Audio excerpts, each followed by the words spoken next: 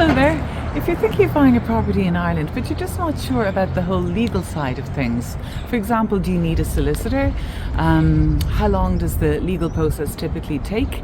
What might you expect to pay? What might be some of the glitches you encounter along the way? Well, you're going to be very interested in today's episode because today I'm talking to James Ryan. And James Ryan is a solicitor himself. He's actually a solicitor I work with quite regularly, and I value his practical and good humoured approach on all issues. James is busy. He's head of his town council, he's captain of his hurling team, so I really do appreciate the time he's taken out of his schedule to talk to us. I know I found it very useful, and I'm sure you will too.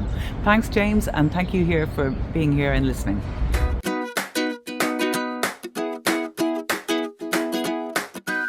So, James Ryan, Irish solicitor with PP Ryan and Co. Thank you so much for joining us today. As we'll all have heard in our introduction, you're probably the busiest man in Ireland, so I really appreciate the time. So today I'd love to look at the whole process of buying a property in Ireland from a legal perspective, especially for people who perhaps aren't Irish citizens and aren't at all familiar with the buying process. So perhaps I can ask you, James, is anyone legally allowed to buy a property in Ireland?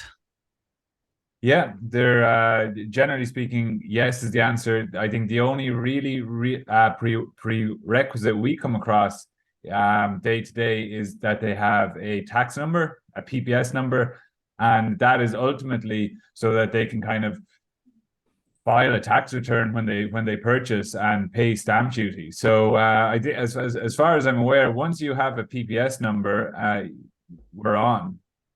Okay, and that is something maybe we'll come back to. We won't start at the PPS number because it's a bit of a fiddly thing, but let's just say it's a box that needs to be ticked and people are in a position to tick it. So anyone's legally allowed to buy a property. And I should say maybe obviously a small caveat on that is you need to be 18, you need to be an adult, you need to be of sound mind such that so they're all the kind of the very fundamental building blocks. But in terms of maybe someone who might be listening to this, maybe from abroad, the real relevant one is a PPS number, which is all very doable, Yeah, okay, great. So if you are buying a house in Ireland or a property in Ireland, do you actually need to use a solicitor or can you do it without a solicitor? My understanding, Breffnie, is you do need to use a solicitor. The conveyancing process, I'm not sure, facilitates and someone acting for themselves in the same way as there are lay litigants in court cases. But that said, I'm sure there may be ways around. But generally speaking, I've never come across a property transaction where there hasn't been solicitors. So I think the answer is a strong yes, you do. Yeah, perfect, exactly. So we're not trying to be a boffin about it. We just want to know that in my experience and in your experience, 100% of everyone we've ever met in this property business uses a solicitor to buy a property, and it is strongly advised. Absolutely, yeah. Okay, so let's just say I'm here. I've come over to Ireland on a holiday. A couple of properties have taken my fancy, or I'm looking at them online from America or Dubai or wherever, and I like the look of them. And you know what? I'm just going to go ahead and make an offer on them. I see you can do some online bidding. I think I'll just go ahead and make an offer. So let's just say I've seen the property in person when I'm here on my holidays, or I've looked at it online and I'm just taking a fancy. I'll go ahead, put in an offer on a property, and let's say my offer is accepted. Does that is that legally binding? If I put in a bid on a property and it's accepted, am I now committed to legally follow through on that whole thing? Yeah, it's certainly a question we're asked a fair bit, Breffney. No is the answer. So if you're a top bidder, if your bid is accepted and you even progress to the next stage of putting down a booking deposit, all those things are done subject to contract, which is a term that's bandied around. But ultimately, what that means is that until both parties sign a legally binding contract in writing, there is scope for either party to walk away and any funds paid over refunded. Okay, so just to give people a sense of how it would work, if someone looks at a property, likes it, and they make an offer, let's say for argument's sake, a property is asking 895,000, and there's a little bit of bidding, and the bid that's the highest bid is 950,000, and that's the bid that is accepted. And let's just say that happens to be your bid. As we've just said, if your bid is accepted, it's not legally binding.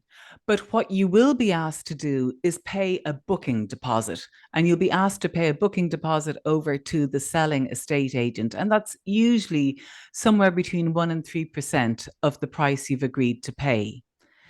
And sometimes I have found that clients are a little bit anxious about paying over any money, thinking, well, God, this is quite a chunk of money and I'm paying it over to an estate agent I've never met.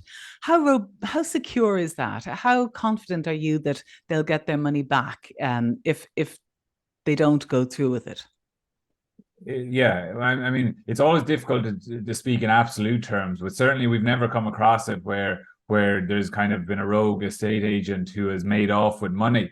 But so I think it's a very it's a very robust system. It's a system that is used day in, day out, and I think there should be kind of as close to absolute faith in it as possible.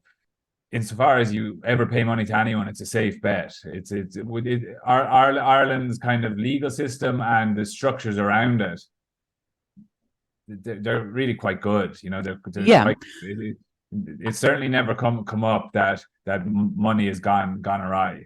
Very good. And it might be of interest to people to know that the legal system is obviously the legal system. So we can take it that we can trust it.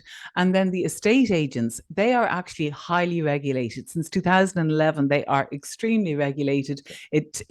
Anyone can't just go ahead and get an estate agent's license. So when you're dealing with estate agents and you're dealing with solicitors, you're dealing with two highly regulated industries, both of which are regularly audited by independent auditors. And So all parties generally with professional indemnity insurance, and the reputation, like getting a practice cert as a solicitor, or I'm sure a license as an auctioneer or estate agent.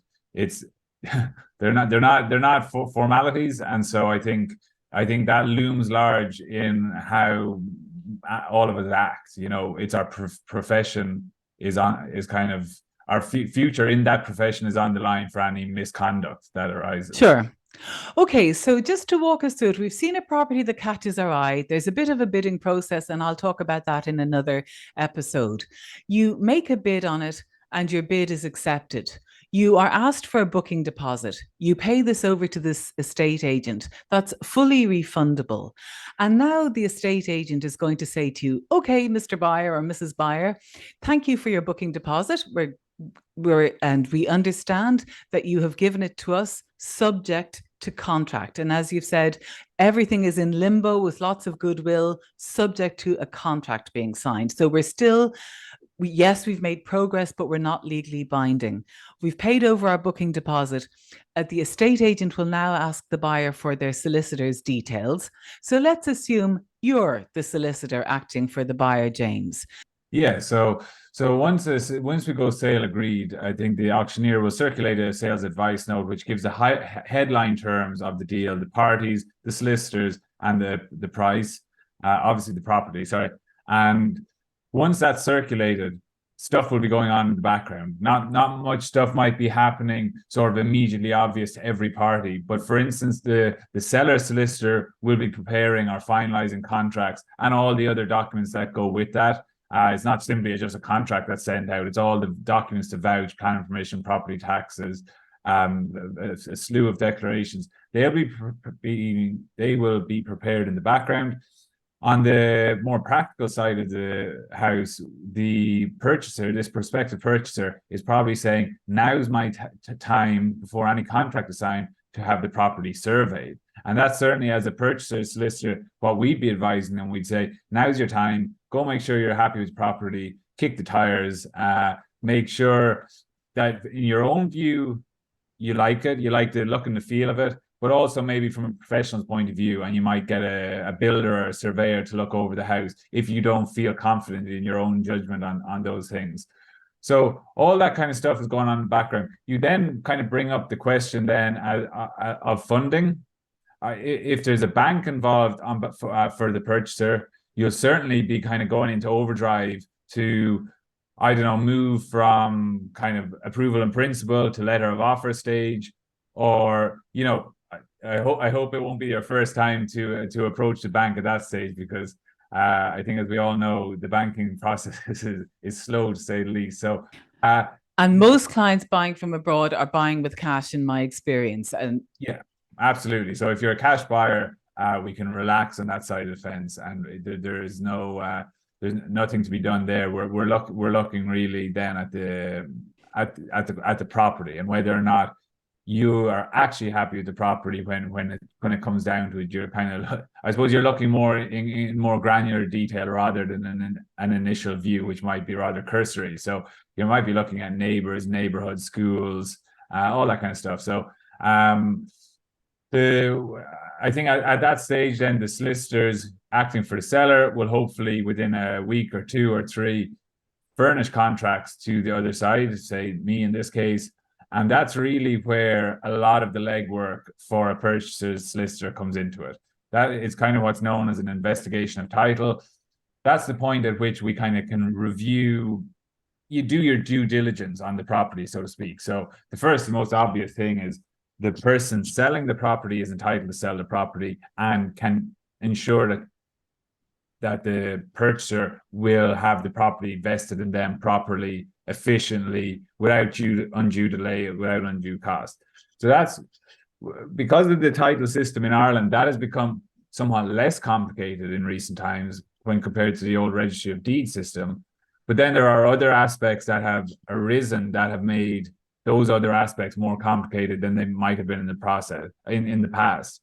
For instance, planning legislation, for instance, building control, property taxes have come and gone, and regular, like the documentation of easements and way leaves and issues which relate to, for instance, septic tank or water service, they've become more regulated and documented, and we've Irish water and we protect our water for septic tanks. All that stuff has become more document heavy. So again, it's during that investigation of title phase that all of that will be checked over to make sure we can very often take it that title will be broadly in order, because we now have this registered title system. It's far more black and white. It's blunt. It's good title, bad title, kind of, not always at all, but kind of. Okay, so the real thing everyone wants to know is that when they buy the property, it's legally theirs,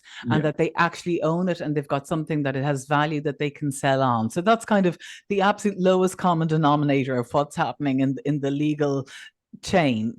Absolutely, and I think just on that point, depending on the type of property, it will sometimes depend on the type of property, I should say. So if you're buying a house in rural Ireland, you're likely to be buying a freehold property with which is just absolute. There's no time limit. There is no covenants and conditions which attach to the property. You're just buying the property straight down the line, absolute ownership, kind of end of.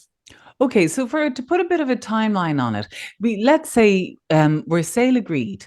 The estate agent has sent out a sales advice notice to you saying, "Yep, Joe Bloggs has agreed to buy this property," and you're suggesting that maybe within 1 to 3 weeks of that time of the sale agreed notice being issued, that the seller's solicitor is likely to send you over the bag of tricks, all of the paperwork that comes with the property that's being sold. Now, 1 to 3 weeks sounds good to me. I have to say, I've seen it take longer. I'm sure you've seen it take longer too, James. Have you? Yeah, sometimes months. And sometimes the reason for that is solicitors, maybe rightly so, sometimes they can get a bad rap, or they're very slow in getting out the contract. But sometimes when the property is sale agreed, their client will swan in and say, "Hey, I'm selling the house." And you'll say, "Oh, but the title deeds are with the bank." And they say, "Yeah, can you go get them?" And you're like, "Well, we can, of course." but the bank aren't necessarily going to come back to us in a week or two. It can be a month or two, you know, Yeah. it can be a long time. So the seller solicitor is really on the back foot at that point. And no matter what they do and their best endeavors, there's going to be a time lag and a delay. So it certainly is commonplace where you don't get, those contracts don't issue for a month plus. But I suppose if we work on a sort of people are generally organized about these things, the title deeds, when the property goes up in the market, they'll get the title deeds from the bank, and in the background the stuff will be renewed and updated as needs be. And it's in that kind of a scenario, you'd be hoping in 1, 2, 3 weeks that the contracts might issue. Okay, so that documents will arrive on your desk within 3 weeks, perhaps, of the buyer being sale agreed to buy it.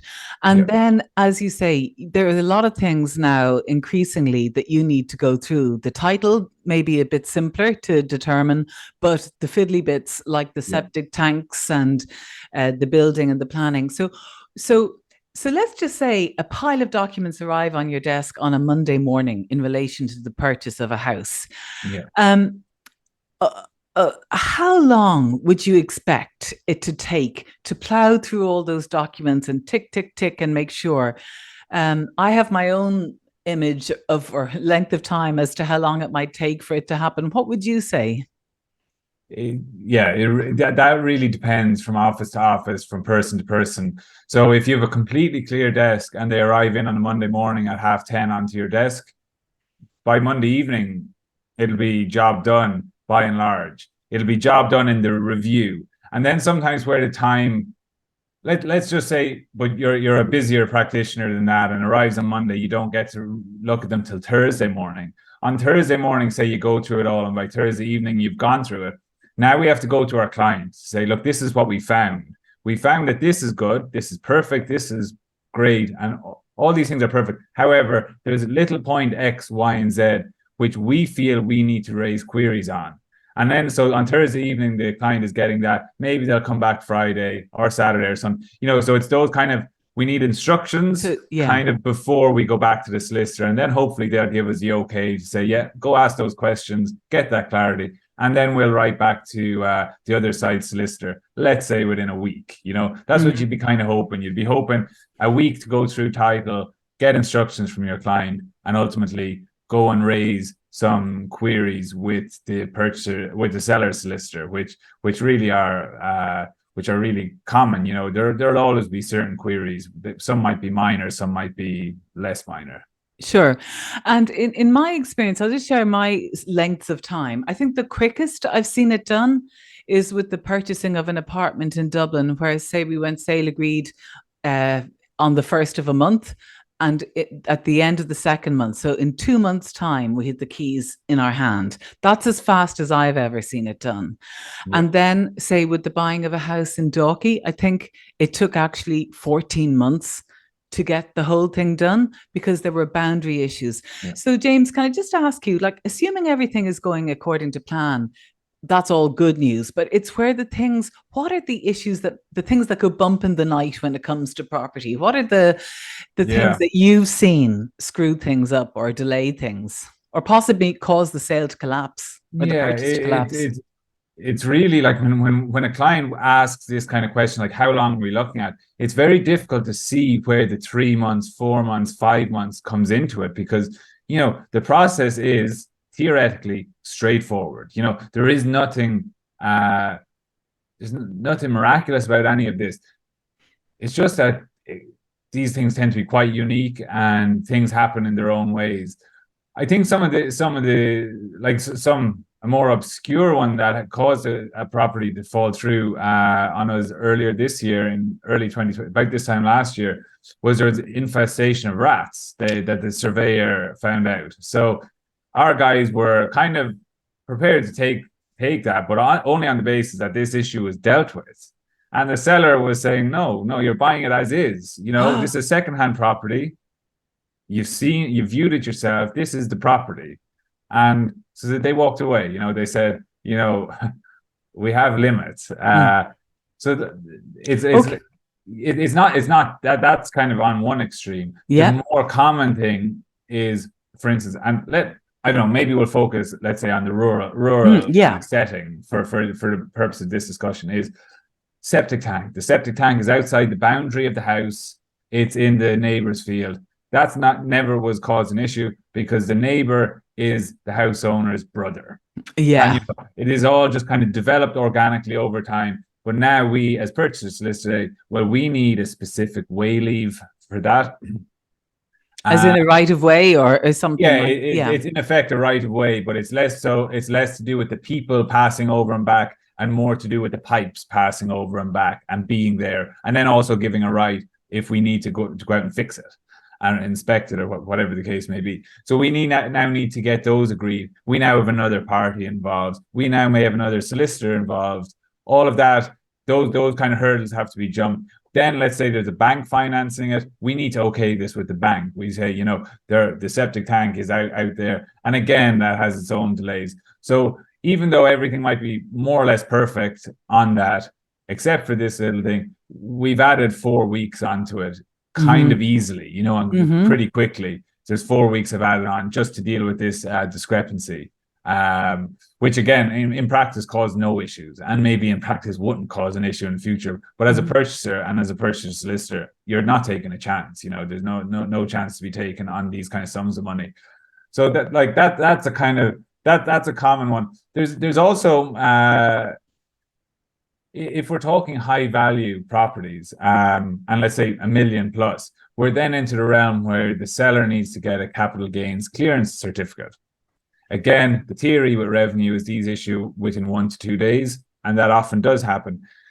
Issue sometimes, though, is if the seller isn't registered for certain taxes. I don't even know the intricacies of what tax they need. But let's say an example we came upon recently that delayed it for really 3 or 4 months was where the husband and wife who owned the property were selling the property. The husband was, I don't know what you want to call him, the businessman, and the wife worked in the home. She therefore wasn't registered for this type of tax and that type of tax. She now, because she was a joint owner, had to get registered for those kind of things before the cert could issue.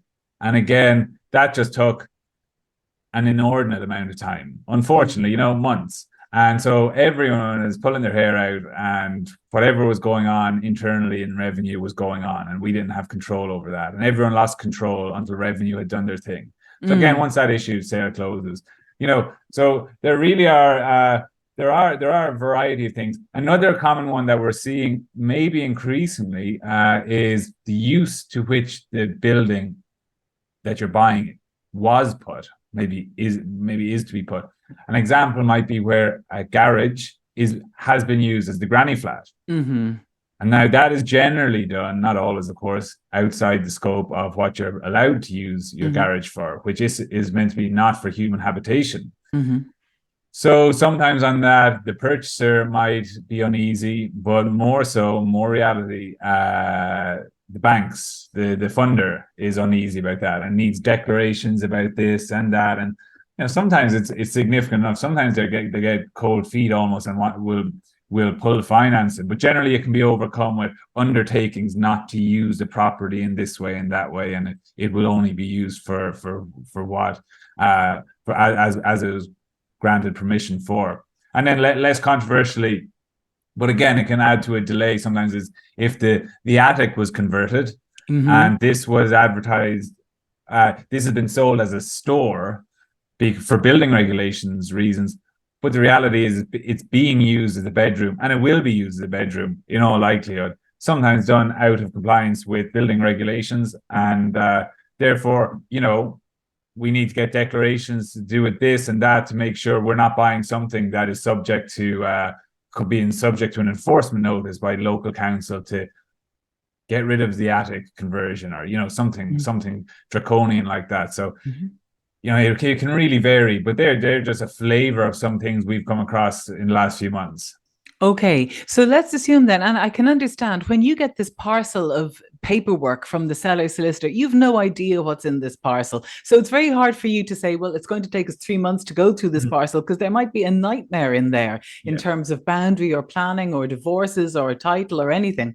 But so let's assume opened up this little packet of horrors or delights, whatever it proves to be. You've worked your way through it, and now you're happy to say to your purchaser, the paperwork's in order enough for you. We're happy now that you can sign it. So, Yeah. what happens next then if a person's buying for cash? Yeah, absolutely. So what happens next is we say, we're ready to sign. How do you want to sign? So do you want to come into the office and we'll have a meeting? We'll sit down, we'll act as your witness. Or do you want to authorize us to sign on your behalf in trust for you, which we can do. And So they can do that via a digital signature from Los yeah, Angeles or so something? we, for instance, prepare a little letter. We email that to them. They print off that email or sign it digitally and email it back to us. And that's authorizing us for our file. That's all, just to sign contracts on your behalf as agents in trust for a purchaser. And it can proceed that way. There is another way, and like contracts are less the formalities of signing a contract, even though it's the binding document, are less stringent than with the actual deed of transfer, the thing that vests the property in the purchaser's name. The contract can actually operate by scanned copy. So we can email it to you, you can print it off, scan it. We probably put a special condition in the contract to just say, digital, what is scanned copy signatures are acceptable. That'll generally wash. There'll be no issues with that usually. So yeah, remote signatures are increasingly common, even for local people who couldn't be bothered driving 20 minutes. And it's completely understandable, Yeah. So we'd email them over and they'd come back. So So whether you're living 20 minutes down the road or over in Nebraska or in Sydney, Australia, you can do it online. Absolutely, yeah. Online to sign a contract isn't an issue in whatever way you want us to sign on your behalf, you to sign electronically. That's all okay. The second thing we'll be asking to progress past that stage is we'll be asking for your balance deposit. So you've already mentioned, Breffnie, that the selling agent will have collected a booking deposit as called maybe 1 to 3%. We'll be then asking for the balance up to 10% deposit. So you have to pay 10% deposit to bind the contract. By and large, sometimes there are exceptions, but by and large, 10% of the purchase price. So let's say you collect the 10,000, we might need to collect a balance of 30,000, and we will send that money to the other side solicitors with signed contracts. Okay, so at this stage the deal is on. You're in this deal. You are obliged to buy it. You've paid now 10% of the purchase price and you've signed the contract. Okay, so then what happens next? Well, we don't have a legally binding contract yet. Oh, because the seller hasn't signed it yet. Exactly. So sometimes you can feel like you almost, you feel like you've owned it for years at this stage, and they could still walk away. They could still send you back your money, send back the contracts, or shred the contracts and walk away. So until we receive one part contract, so we'll sign the contracts two parts, so they can have one, you can have one.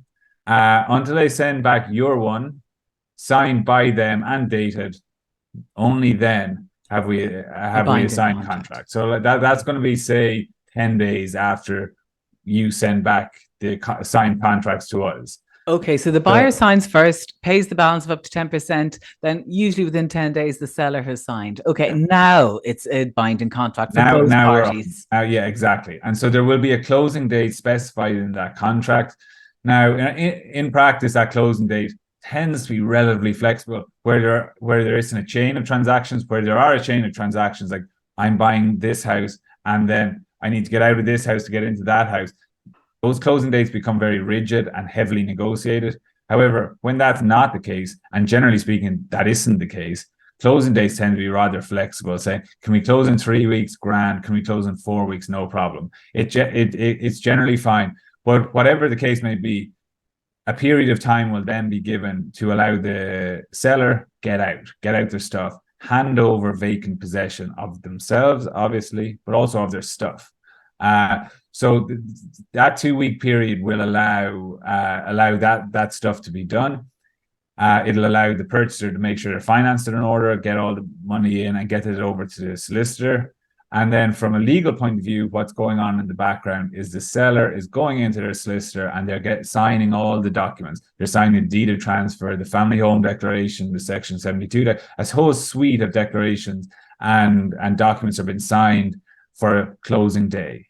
And these are the kind of the relevant documents, they're the title documents, they're the thing that will show that ownership has now gone from seller to buyer.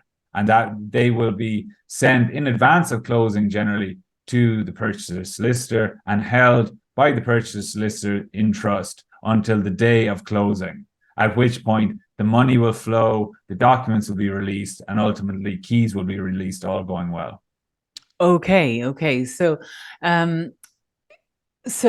there will be some time elapsed then between the time of the contract being legally binding and you getting the keys, and in that time all those things will happen. 2 weeks. 2 weeks is really the minimum. That's you very rarely see a closing date within 2 weeks of contracts. So 2 to 4 weeks would be typical. Very good. And then the buyer can expect to get the property. They will specify how they expect to get the property. They may have negotiated that they like to keep that couch and this chandelier, but usually they will expect to get vacant possession of the property. Absolutely, yeah. And so the contents is something you'd recommend having that discussion relatively early on. Oftentimes with the selling agent, you're saying to them, what are the sellers leaving and what are they taking? And that's always subject to change, and most of this stuff is, but you'll get a good sense from the seller's agent is what's going to be left here, and that'll allow you to plan, I suppose, as a purchaser. Very good. Okay, so it's 2 weeks have now passed, and now I'm the purchaser, and I get a call from the selling agent to say it's all clear. You are welcome to come in and collect the keys. And that's how it goes. And James, can I just ask you, in Ireland, I think people aren't used to the concept of buyer beware. In Ireland, it's very much up to the buyer to buy, not to do his due diligence. The seller really isn't obliged to disclose anything, fix anything, do anything, really, are they? No, absolutely. So that's ultimately where this investigation of title due diligence comes in. And that's why you need a thorough solicitor, a good solicitor, because ultimately most of this stuff, when you look at a house, there's just a house. There's nothing readily obvious that there's a boundary issue.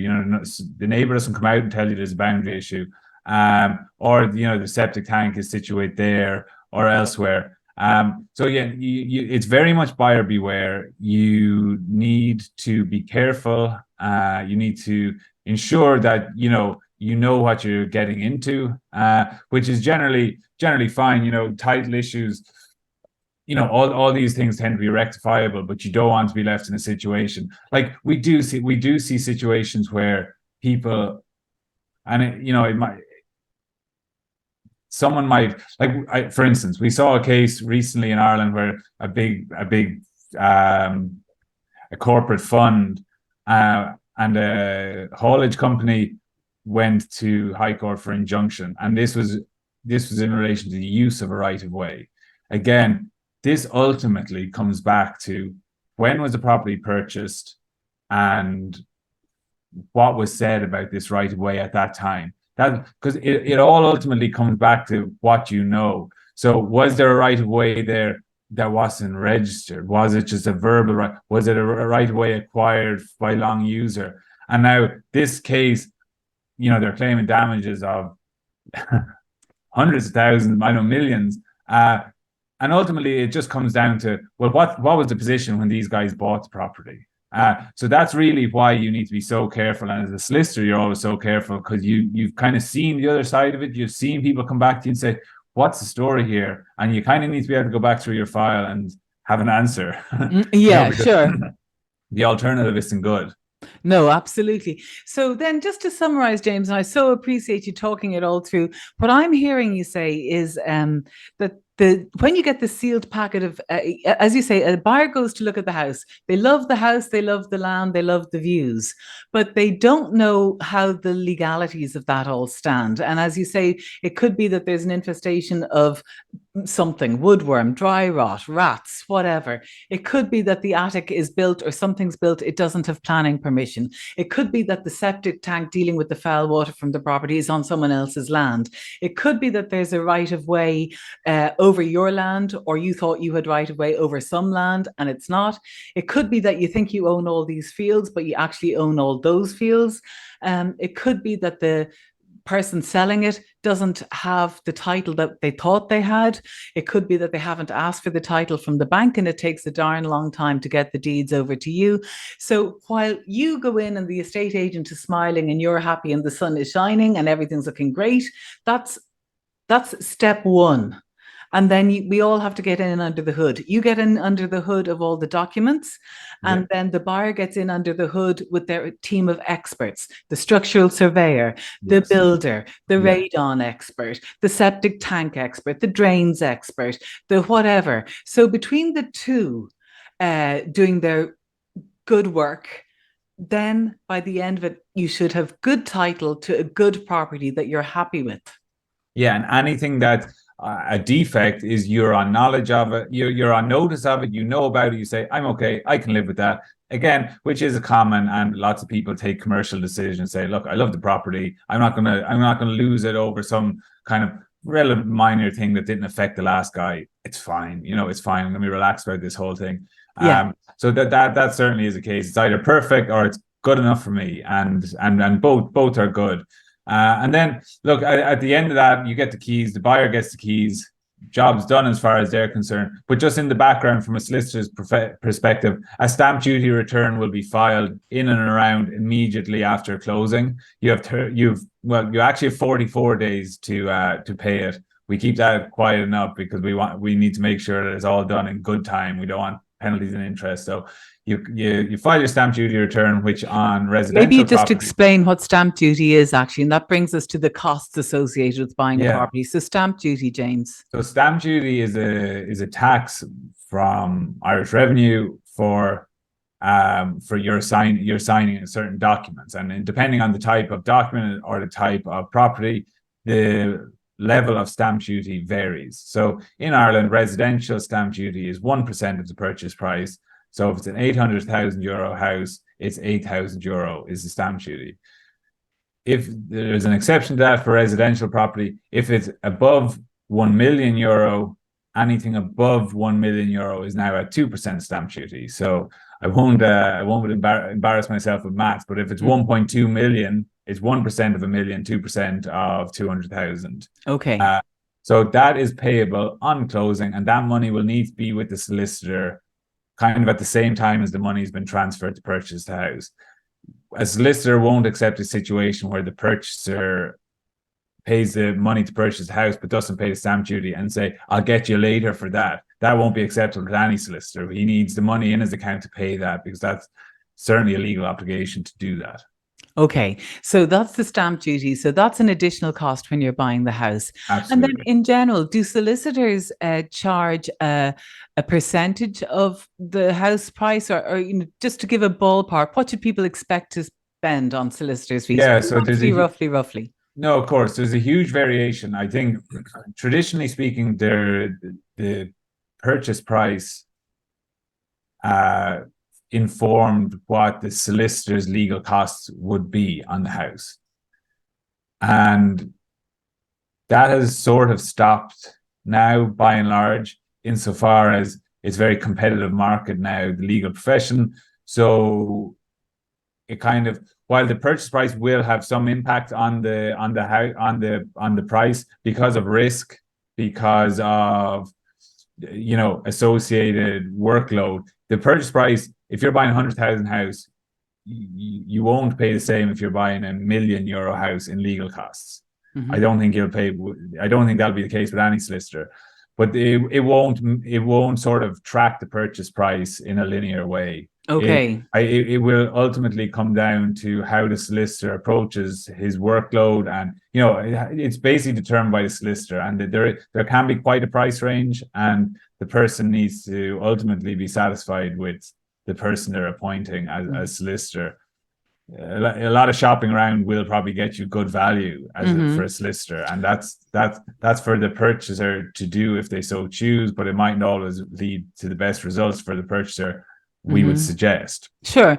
And in my experience, and you can tell me what you think of this, I've seen probably legal fees start at around 5,000, 5,000 for buying a house, and upwards, depending I on think what's if you're buying a sort of a modest rural house in Ireland, I think it would be less than 5,000. You'd be slightly less than 5,000 plus VAT. All the solicitors' legal costs will be quoted excluding VAT. So if it's 4,000, it's 4,000 plus 23% VAT. So it's always going to be a little bit more than it sounds. Yeah. But if you're buying a big property for $1 million euro, it'll be more. It'd be unlikely that you'll get it for €5,000 legal. Sure. So. And then, so we've covered, you buy the house, you pay the house price, you pay your solicitor's fees, you pay your stamp duty to stamp it afterwards. Are there any additional costs to owning a property in Ireland that we should know about? There's a couple other bits from that sort of channel through our office. The first other one is after you file a stamp duty return, you send you send a deed of transfer plus a couple other documents sometimes to the property registration authority, and they are like a state body in effect, and they work in the background at putting your name on the title document. Kind of simple. Sometimes you're buying part of a property, so they will work on mapping the property and putting your name on the title document. So you have to pay a fee for that. Again, that's linked to the purchase price. That runs from anywhere between, say in practice, €600 and €800 to the PRA. That's for them. If there's a bank charge to go on title, that's €175 for them. On closing, you'll do closing searches. You're required to make sure that the seller at the last minute wasn't adjudged to be insolvent or bankrupt, to make sure that something wasn't put on the property by way of a judgment mortgage at the last minute, which will invalidate and stymie a sale. You will do a closing search on just on the day of closing, literally, which will cost about €90 to €100 with a law searching office. And then it's very much advisable that when you're doing your investigation of title, that a planning search will be conducted to make sure there is nothing in the kind of planning ether which relates to the property which you didn't know about. So, for instance, the road widening scheme is operating just outside the house, and it's going to take a bit of your garden. Very unlikely, but you never know. Also, that it might show up a planning permission which you haven't seen. This wasn't provided to you. Say, well, where is this planning permission and what does it relate to?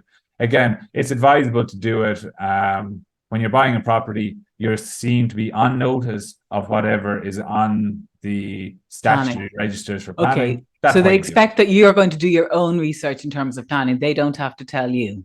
Yeah, and you're certainly entitled to ask them all about planning, like really drag them over the coals on the planning side of things. But there is that associated responsibility. Well, you have to go and do your own bit on planning as well. Okay. And then there's a cost of owning property in Ireland. It's a small local property tax that you pay. Yeah, you pay that annually. That generally speaking, the purchaser will be registered for that on the filing of the stamp duty return. Those two systems seem to be linked, and a letter from local property tax, which is an arm of revenue, will be sent out to the property, kind of saying, here's your PIN, here's your local property tax number. We'll write to you again when you owe us money, kind of November time of the year, and it'll be a few €100 generally. Yeah, it's only a few hundred. It's a very modest. So it's an annual charge that you pay, but it's not a huge charge. It's like not at all. And when you're purchasing a property, it will be the responsibility of the seller to have that paid up for that year, and then you'll pay them back. You apportion it for that year, and again, it's small money. It's €90 this way or that way, or €100. So. But it's just another little administrative thing to be thinking about on closing. Okay, brilliant, James. So it does sound like if I was listening to this and I was abroad thinking, I would feel a little bit reassured that a good solicitor will check everything through and that the estate agents that they're dealing with at least are all licensed and insured, which is and regulated. Yeah, I think so. I think there's scope to have good faith in the property purchase system. So if I was a prospective purchaser living abroad, it's nice to have some feet on the ground. The solicitor isn't that. We're if I'm your client, you say, hey, can you go down and can you check this and check that? I'm likely to say, not really. No. I'm not doing that, I'm afraid. I don't know, have the expertise, probably, whatever. It's not my job. So having feet on the ground is definitely a good thing. So you can check out X, Y, and Z. So you can meet and liaise with surveyors to make sure this thing hasn't been lost in communication or translation. So some feet on the ground from a practical perspective, and then a good solicitor. Very often, either of those people, your feet on the ground or your solicitor, will be able to recommend surveyors or mappers that might be required, or whoever. And I think that kind of a duo of a good solicitor and someone who you can talk to practically and has to see this and check that team of two will kind of see you through, all going well, both doing their jobs properly. Yeah. Okay, and any final thoughts for someone thinking of buying in Ireland? Well, I think that to me is a final thought, actually, which is have confidence. If you're using a solicitor and you've got someone locally to help you, and you're at least we flagged some of the issues that can be deal breakers or certainly delay things. So the more information you have, the better prepared you are. I think the process. Some people find it stressful. It's a complete personal way of viewing the world. In some respects, it's quite straightforward. All the stuff is, if I'm talking to you about an issue with a property you're trying to buy, it's unlikely that you're just going to not know what I'm talking about. That it's very abstract. They're practical. By and large, issues are practical. They're generally solvable. I've great faith in the process in Ireland, and I think, I mean, rural Ireland, it's as good a place to buy as any in terms of the legalities of it, in terms of ease of purchase, and as a place to live. So I think, yeah, I think there's no roadblock. If it's something you want to do, there isn't any major hurdle to jump. Fantastic, James. Thank you very much indeed. No, and thank you, Breffnie. It's always a pleasure to talk. And I'll have all James's contact details, etc., in the show notes.